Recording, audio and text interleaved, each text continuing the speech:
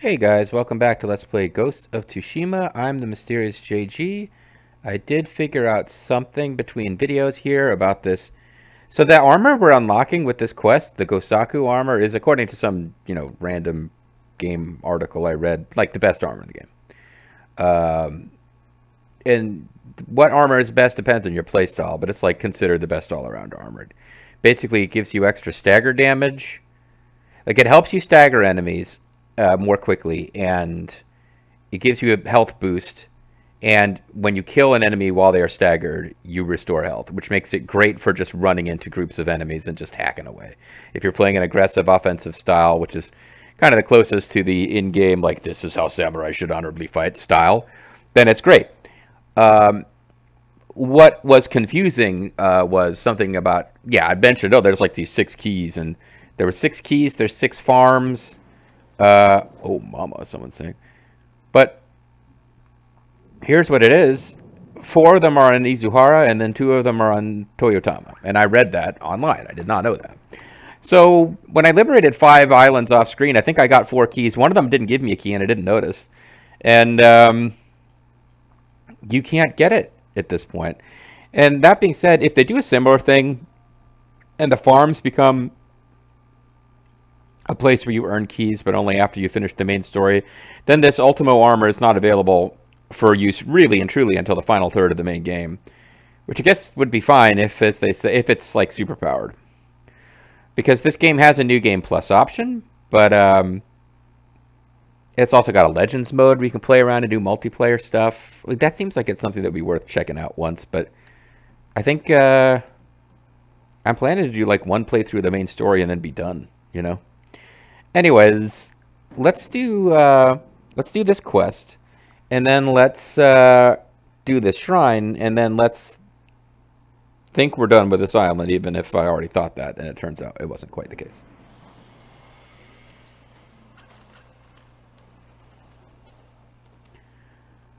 Somebody's very sad about something. How could he do this? The laughing bandit, sir. Yeah, you got people. No way he did it alone. No one could take Kazukana by themselves. I haven't thrown down a manual save. I think I'm going to do that before I run into any kind of recording issues. Because I've recorded 2 videos in this session, both of which recorded just fine, no problems. But it's not presser lock. My friend's horn.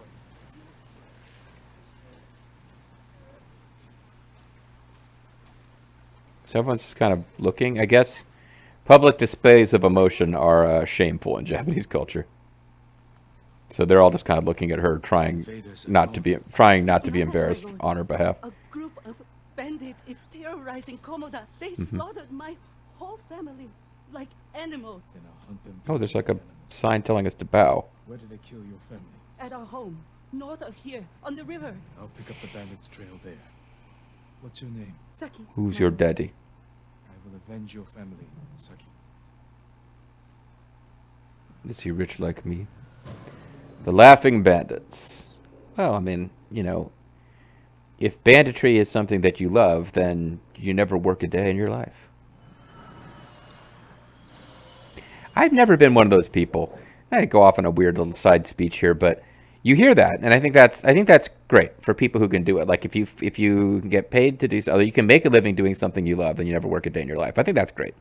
I think that's lovely. I I haven't done very much of it recently. I used to like writing in my youth. Then anytime I had to do it for a class, like had a due date, like I couldn't. I found it difficult to actually enjoy writing if I was in any position where writing creatively, that is, if my livelihood depended on it. Like I couldn't bring myself to write stuff. I just didn't have the discipline to make myself write like speculative scripts and screenplays and stuff. I couldn't concentrate on doing it, even though I liked writing little bits and pieces of stuff. And I know people who let's play professionally. Like I don't know if I would enjoy it if I had to do a certain amount of content. If I had to do the like play, the like subscribe. If like I had to do the stuff that you do to make Let's Play commercially viable as a way to make it. It's one thing if like you monetize your hobby and you make a little extra on the side, and all you really do is pay for any recording gear, so that it's not coming. You're not making a living off of it, but it's supplementing like a real job. I'm cool with that. I know people who do that. Lethal Feline and Grimmeth, and even Zerfall. They've monetized videos on their channels. That's cool. None of them attempt to make a living exclusively through that. What was my point I was getting at? Yeah, but that expression, like if you do something you love, you never work a day in your life. I've always had this weird thing myself where like I can take pride in doing whatever it is I do for a living, but if I have to do something because you don't show up for, like, I don't feel like Let's Playing today, but I have to because otherwise I won't be able to make rent. That would ruin it for me, is what I'm getting at. And that doesn't apply to Let's Playing so much as like earlier in my life, like writing. Like you need to write this or else you don't get paid. Like I do writing as part of my real job. It's not my main job, but I have to write. I do have to write stuff, professional correspondence, and I even kind of enjoy that, like going on, looking it over and crafting and blah blah. But like creative writing that I was being paid to do, and you need to get it done, or you don't make rent. That would just be weird. And I've already talked about this way too long. Let's fast travel to a place that's close to Saki's home to save us a little bit of trouble. And I guess in this... Oh, there's a little piece of red there. It's a very artful image. But yeah, we're still working on the Laughing Bandits. And I'm guessing once we get there, there may be a little bit more to this than a simple...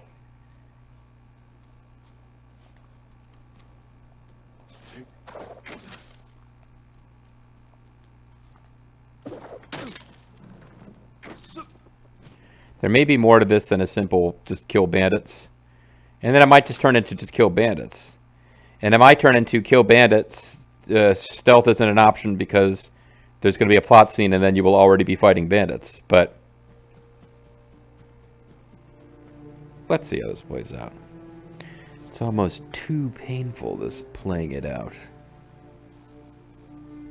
I believe this is the grass that they're talking about, where if you're wearing this outfit, you get like a boost to how long it takes for enemies to spot you.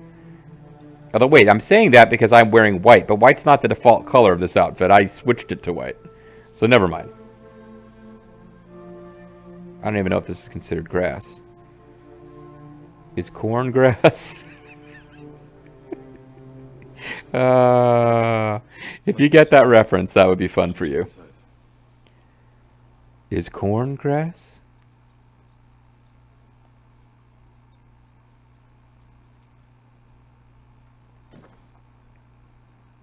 Probably thinking Mystery Science Theater. Technically, you are not right. It is Rift Tracks, but, kind of same difference. Okay.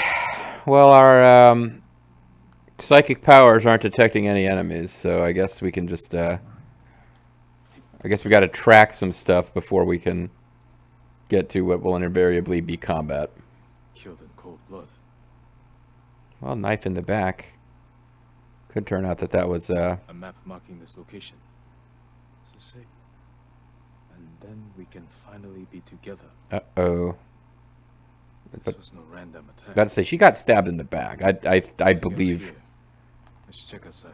I believe she was... Oh, well, there was a thing I could examine over here, but I guess I examined the main thing last. Yeah,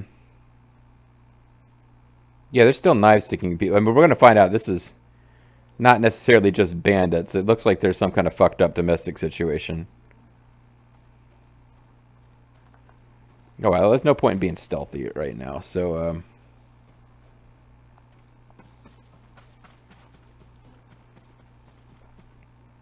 There's no... Here we go. No telling where I'm supposed to be looking, but... Died trying to protect his family.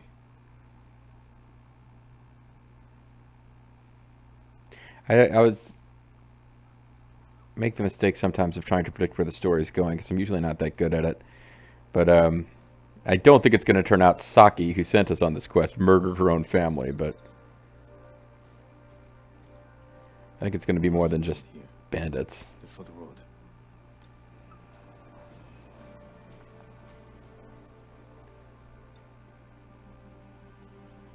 Tire tracks run across your back. I can tell you've had your fun.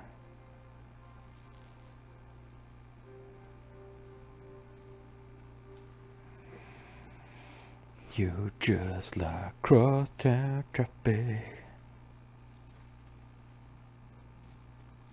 See, the tracking system in this game is so weak. Red Dead Redemption 2 had just so much content. I couldn't get into everything you could do in that game. I respect how much there was to do. And the tracking and hunting games were something that's like, nah, I'm going to let this pass me by. But there it was involved and it was kind of challenging and it made sense. Here it's like there's a bunch of footprints. Then there's a gap where there's no more footprints. But there's no, like, wait, why is there suddenly a gap? And I'm like, at various points they looked like they were leading off to the side. Maybe I was supposed to go into the gap. But no, you just keep walking along. They just put these markers every so often so that you have to be paying. But why? They're walking a perfectly straight line. Is this maybe I'm overreacting to something that makes perfect sense to you guys? You guys are like, oh no, there was just the rain or the or the wind or something just filled in those gaps and blew dirt over them. But in that little area, for whatever reason, it didn't. So it makes total sense. Help me, my lord. A bunch of guys came and laughed at me and then knocked me down. They killed my horse too. They're jerks. What happened here? I heard the old Ketchy farm was freed. Thought I'd bring them horses and medicine. Bunch of bandits found me first. Took everything. Do you have to give me a backstory how great you were? I mean, just tell me you were attacked by a bunch of asshole bandits. It's fine. Whatever's left of it. I'll head there. Can you walk? Ketchy isn't far. I think so. Find those bastards. Thought this was funny. Is it going to turn out these bandits are really just like a bunch of punk kids? Let me know what you think in the comments. I've always kind of wondered. It's a big part of all like fantasy and medieval fiction is the idea that there are like large groups of dangerous bandits out there, brigands. You need some reason to have human enemies who are just generically hostile. In the Fallout universe, they're called raiders. It's just like, yeah, let's just have like hostile humanoid enemies you can fight periodically. This comes from a tradition of medieval literature and stuff where like, oh yeah, like, yeah, but I think it's one of these like any kind of religion.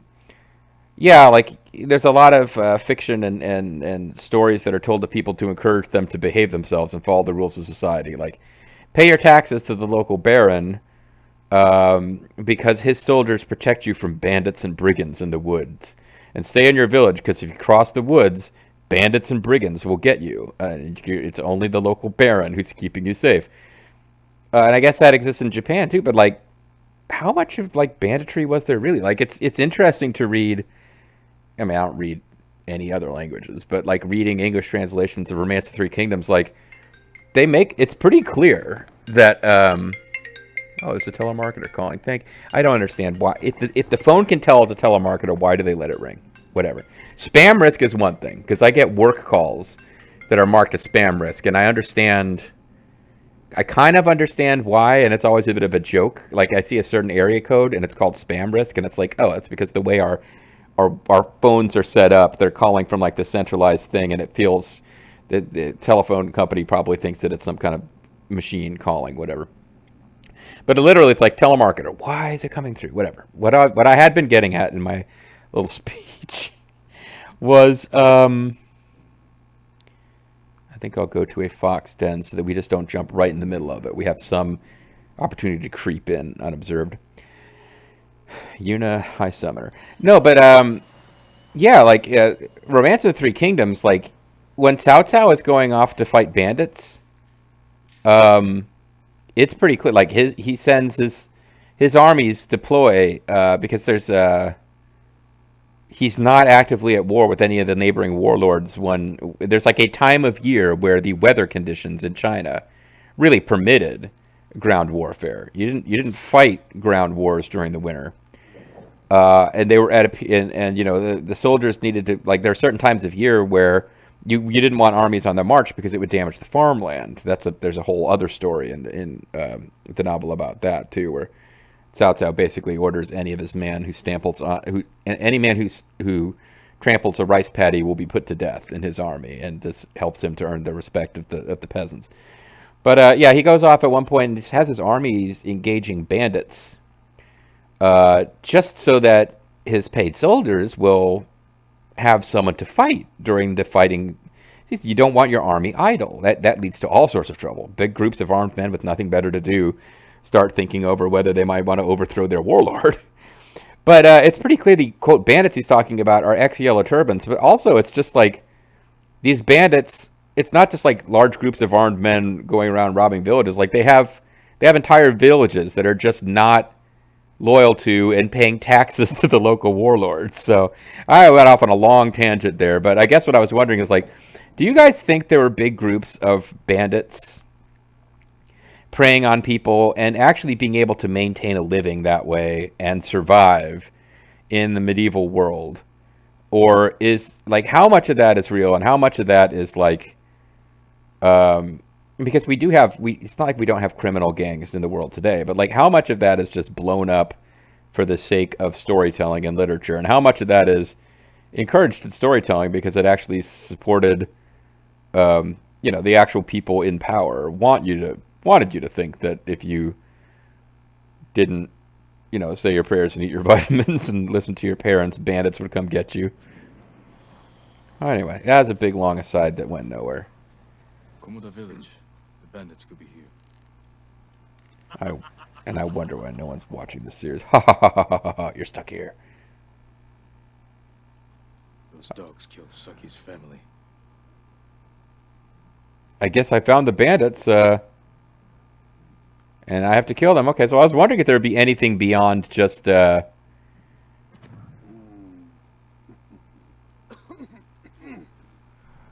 Yeah, but they're making special, like, bandit laughter sounds.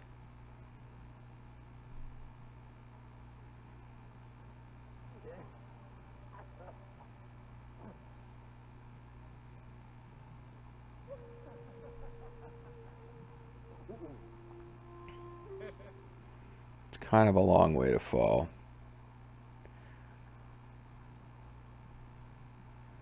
I don't know if it'd be more fun to stealth those guys or to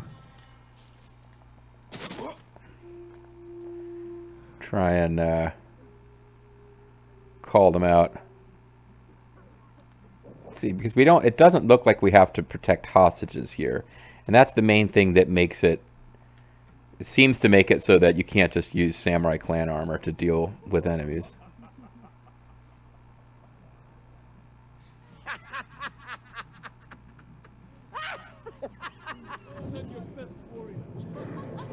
Oh, the peasants are laughing too, though.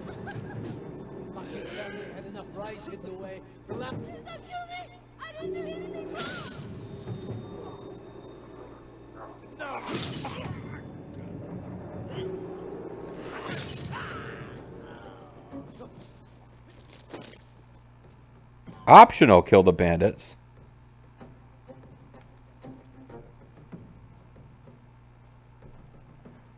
I didn't have to kill the bandits? I still haven't finished killing the bandits.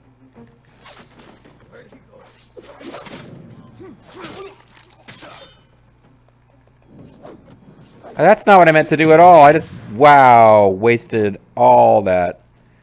I was trying to, I lost track of what button was what and just wasted all my sticky bombs. All the sticky bombs in the history of the world, basically. Let's switch gear.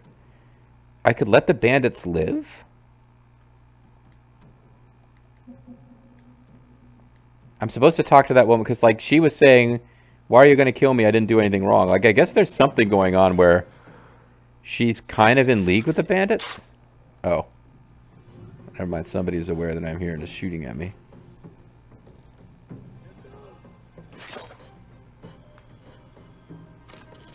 Down! He's getting away. You're not getting away.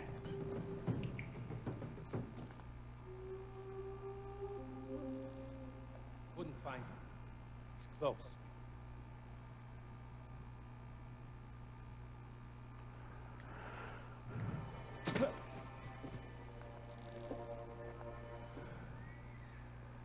We could talk to her, and then possibly don't have to kill the other bandits. See what the hell's going on with this My quest. lord, will you let me go? Es will not. No, I will not let you go. If you tell me the truth, what were these men laughing at? Well, I was telling him a Poor girl. really funny joke about a moth in She a was in with the podiatrist office. general. He was in charge. She told him where her family hid their rice. Was her name Saki? Yes, Mhm. Saki. She thought Haruo would return her affection. Instead, he killed her family, took the rice, and left her in the ditch. And I was the instrument of her revenge. Well, they still killed her family. I'm going to have a word with Saki. They still killed her family. You know, I mean, they're still bandits. I think it's optional, and now we've gotten more information about the situation. I'm going to exercise the murder these bandits option. Although I'm glad we talked to her and found out that they are jerks who need to die. Because we've had several points in this game where it seems weird that you just jump to murdering anybody who could be labeled a bandit. We've had various situations where I thought, wouldn't we want to get more info? Doesn't look like I'm going to get to call them out. There were some more guys over here.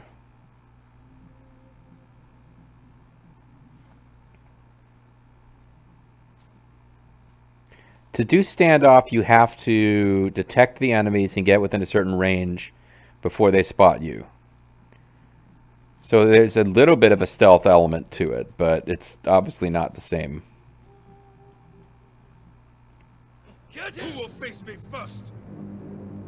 It probably would have been easier to just fight them regular.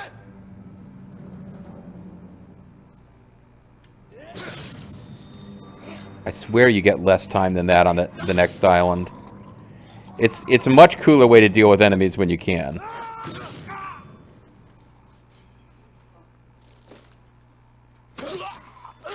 I even got end suffering for extra points, which I don't need.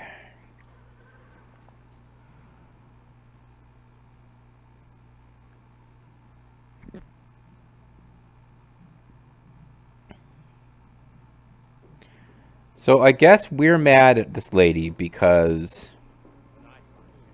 she left out the part in the story where she gave away the info on her family and their rise.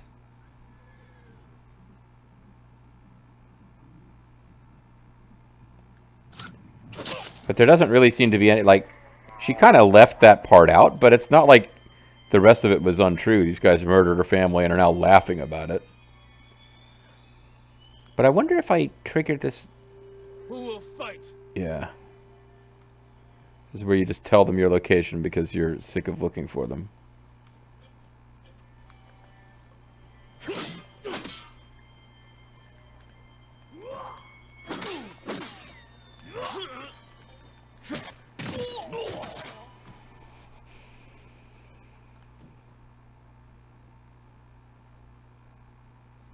Yeah, well, I once again hit the wrong button for it's stance change. The button for stance change is like the button that I keep thinking would be the button for, or the button for throwing your ghost weapon, which I guess is what they call the secondary weapons other than bow and arrow, is always that's the button that I really feel like should be the button for switching stance. So I keep getting in trouble for that. It said call out remaining enemies, but I still I haven't seen anything where it struck through eliminate the bandits as though I had done that already. But there was also a little, like, there's a fence, a bunch of them were behind it. It was like a little bandit arena.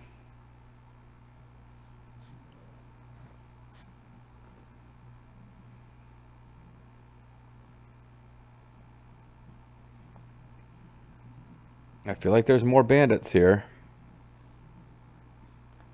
When it says call out remaining enemies and they don't all show up, I wonder.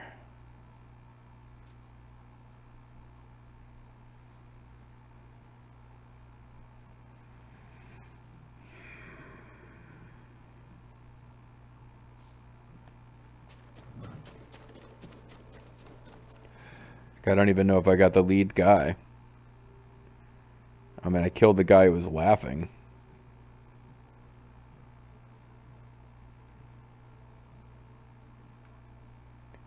Anyone I left behind, they don't seem to be laughing now, eh? Objectives, return to Saki 1.1 kilometer. I guess that means I eliminated them.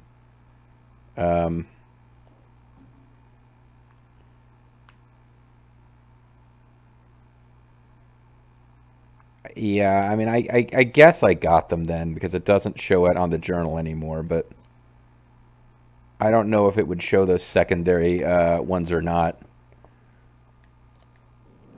Okay. I guess that's it then. I'd feel more comfortable that we actually got the bonus points if it did something like, you know, showed that text appear on the screen again that struck through in red to indicate we'd accomplished, but maybe it did, maybe it didn't. It'll be all right.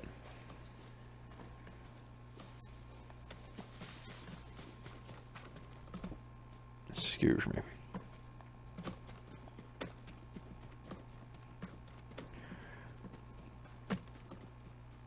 I'm dressed in like noble samurai garb instead of quasi-bandit Ronin garb because I killed several of those guys with honorable standoff mechanics. But I don't appreciate being used, lady. What's going on here? Not unless I, had a very specific way I wanted to be used, and we agreed on that in advance before meeting. Through YouTube. Oh boy, she got herself in. She probably killed herself, didn't she? Oh, what a fun game this is. Where is Saki? She drowned herself in the river. She found out Hamlet died.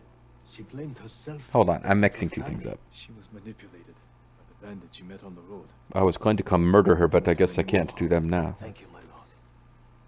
Perhaps some good will come of this. Oh yeah, I mean, I got some skill points out of it. Sorry. The Laughing Bandits. what a fun quest. So when I stupidly said she heard Hamlet died, I'm mixing up two things. Charm of Bludgeoning, eh? Let's see what that does. Modern increases stagger damage. Not terrible. I'm mixing up the suicide death of Sun Cheng Jiang because I had been talking about RTK earlier in the video. I don't constantly think about it. Sun Cheng Jiang kills herself. I believe she drowned herself. If you don't know that whole RTK story, she is betrothed to Liu Bei. Liu Bei ends up going to, like, her kingdom. Wu goes to war with Liu Bei's kingdom of Shu, even though they're married. There's differing reports on whether she was a spy for Wu during the time she did live in Shu with Liu Bei, but she leaves when hostilities break out and returns to the country where she was from, where her half brother is the ruler, and she has not had any children with Liu Bei, but I guess she's supposed to be in love with them, or rather, at least in the novel, like, they try to portray her as being this respectful, good, virtuous Confucian wife who, when she hears a false report of her husband's death, she drowns herself in sorrow, and then he ends up dying, like, in the next chapter anyway. So it's like, well, why didn't because this is based on a combination of real history and a lot of just flourishes the actor adds. It's just like, well, why make her kill herself when he's not even dead? If he's going to be dead in the next chapter, like, if you have to, the wife can't possibly still be alive, that wouldn't be proper Confucian virtue. She just wait one chapter before she offs herself, whatever. But I was mixing that up with Ophelia, who she does not drown herself when Hamlet dies. She drowns herself after Hamlet kills her father because she goes insane. And for all my tendency to go off into long asides about RTK, probably shouldn't go off into a long aside about Hamlet, because talk about a play where you don't really ever know for sure what's going on. I always thought it was pretty clear to me that there's certain questions like, does Gertrude know? Was Gertrude in cahoots with Claudius? Does she know that Claudius killed her first husband? Is she in on it with him, or is she ignorant? Is Hamlet really insane, or is it all an act, or is it some combination of the two? I've always assumed Gertrude was not in on anything. I've always assumed that Hamlet is not insane and is only playing at being insane. And I've never really understood people who assume anything to the contrary. But like, yeah, directors will choose to play with those two things and drop hints, because the dialogue is kind of ambiguous on this. But I read it and I'm like, oh yeah, the ghost of Hamlet's father is real. Everything Hamlet's doing is calculated. He's not insane. And that's what makes Ophelia's death so tragic. She goes insane. And part of what drives her to this like madness and sorrow is the things Hamlet does while he's pretending to be insane. Spoiler alert for Hamlet, I guess. Oh God, what the hell am I doing? A new gift is available at the altar, but I also want to My lord.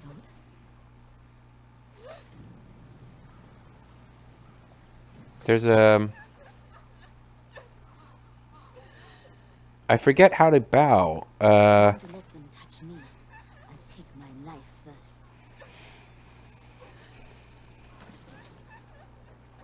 I don't want to call my horse, but there's a way to do gestures like bowing. Oh, it's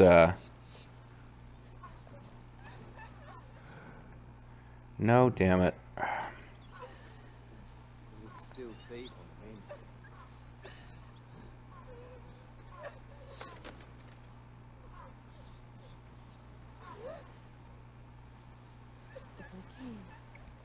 And it makes a bunch of fish appear.